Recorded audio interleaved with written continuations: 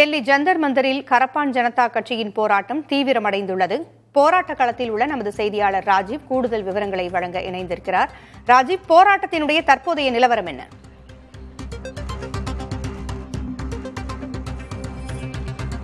பூங்குழலி, இந்த போராட்டம் எதற்காக என்பது நமக்கு தெரியும். 3 முக்கிய கோரிக்கைகளை வலியுறுத்தி தான் இந்த போராட்டமானது தற்போது நடைபெற்று வருகிறது. ஒன்று, மத்திய கல்வி அமைச்சர் தர்மேந்திர பிரதான் இந்த குற்றச்சாட்டுகளுக்கு அவர் பொறுப்பேற்று பதவி விலக வேண்டும்.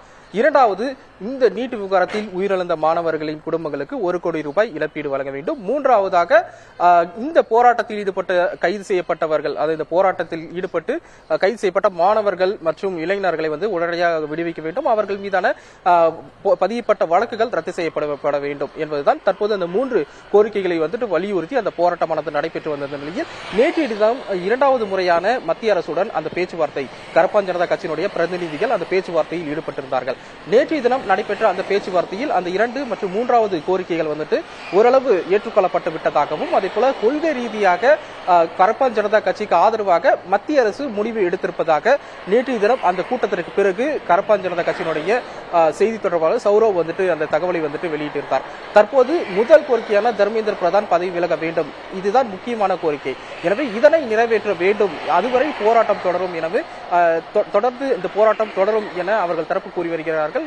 இந்த நிலையில்தான் இன்றைய தினம் பிற்பகல் 3:30 மணிக்கு மீண்டும் 3வது முறையாக மத்திய அமைச்சர்களுடன் இந்த பேச்சுவார்த்தையானது இன்றைய தினம் நடைபெற இருக்கின்றது. இந்த பேச்சுவார்த்தையின் போது தர்மேந்திர பிரதான் பதவி விலகுவது தொடர்பாக மத்திய அரசு என்ன முடிவு செய்து அவர்களிடம் கூறப்போகிறார்கள்.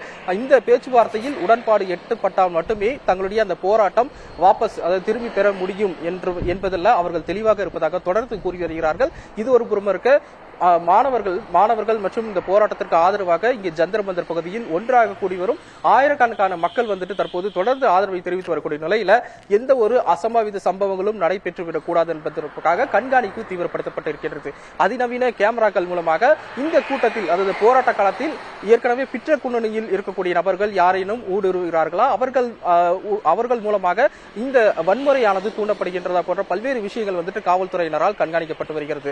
எனவே இன்றைய தினம் நடைபெற இருக்கக்கூடிய இந்த ஒரு மத்திய அரசுடனான அந்த கூட்டமானது மிக முக்கியத்துவம் வந்ததாக பார்க்கப்படுகிறது. இந்த போராட்டத்தை முடிவுக்கு கொண்டு வரும் ஒரு நிலையானது மத்திய அரசினுடைய அந்த கையில் தான் இருக்கிறது என சொல்லப்படும் நிலையில இன்றைய தினம் பிற்பகல் நடைபெறும் இந்த கூட்டத்திற்கு பிறகு கரப்பான் ஜனதா கட்சியினுடைய அந்த முடிவானது இருக்கும். ஒருவேளை மத்திய அரசு தர்மேந்திர பிரதான் பதவி விலகுவதில் அவர்கள் உடன்படவில்லை என்றால் இந்த போராட்டமானது அடுத்த கட்டத்திற்கு, அதாவது நாடு முழுவதுமே இதனுடைய அந்த போராட்டத்தை விரிவுபடுத்துவோம், தீவிரப்படுத்துவோம் என கரப்பான் ஜனதா கட்சி ஏற்கனவே எச்சரிக்கை விடுத்திருக்கக்கூடிய நிலையில மத்திய அமைச்சரை பதவி விலகுவது தொடர்பான ஒரு நல்ல முடிவு எடுப்பார்கள் என நாங்கள் நம்புவதாக கரப்பான் ஜனதா பிரதிநிதிகள் தற்போது கூறி வருகிறார்கள்.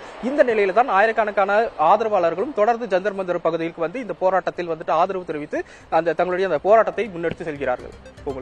தகவல்களை வழங்கியமைக்கு நன்றி ராஜீவ்.